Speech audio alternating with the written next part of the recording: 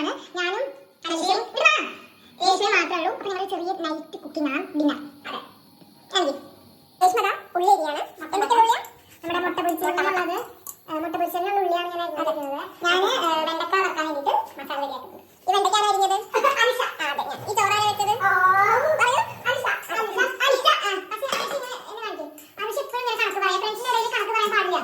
ഞങ്ങളുടെ വെണ്ടക്ക മസാല നമുക്ക് മുട്ട വാങ്ങിയിട്ടുണ്ട്. വെള്ള കളർ വെച്ചാണോ